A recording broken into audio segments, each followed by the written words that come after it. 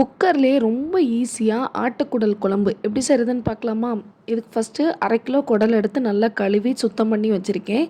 இதில் ஒரு 2 table spoon இஞ்சி பூண்டு பேஸ்ட்டு அது மூழ்கிற அளவுக்கு தண்ணி ஊற்றிக்கோங்க. 1 டீஸ்பூன் உப்பு சேர்த்துக்கோங்க.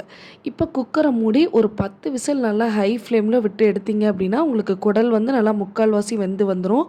இதுக்கு ஒரு பேஸ்ட் ரெடி பண்ணிக்கலாம். 1/2 மூடி தேங்காய் கூட 1 டீஸ்பூன் சோம்பு, 1 டீஸ்பூன் ஜீரகம், 1/2 டீஸ்பூன் மிளகு சேர்த்து நல்லா நைஸாக அரைச்சி வச்சுக்கோங்க. இப்போ குக்கரை ஓப்பன் பண்ணி பார்த்தீங்க அப்படின்னா உங்களுக்கு குடல் நல்லா முக்கால்வாசி வெந்து வந்திருக்கும். இப்போ மறுபடியும் குக்கர் அடுப்பில் வச்சுட்டு ஒரு 3லேருந்து 4 டேபிள் ஸ்பூன் நல்லெண்ணெய் சேர்த்துக்கோங்க. 20 சின்ன வெங்காயம், 4 தக்காளி, 3 பச்சை மிளகாய், கொஞ்சம் கருவேப்பிலை சேர்த்து நல்லா வதக்கி விட்டுக்கணும். அப்புறம் மல்லித்தூள், மிளகாய்த்தூள், கரம் மசாலா இதோட அளவுகள்லாம் நான் டிஸ்கிரிப்ஷனில் கொடுக்குறேன்.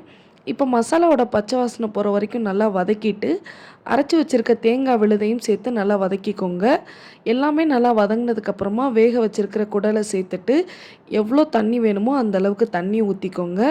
கடைசியாக 1 டீஸ்பூன் உப்பு, கொஞ்சமாக மல்லித்தலை சேர்த்துட்டு நல்லா கலந்து விட்டுட்டு கொதிக்க ஆரம்பித்ததுக்கப்புறமா குக்கரை மூடி ஒரு 7 விசில் விட்டு எடுத்துக்கோங்க.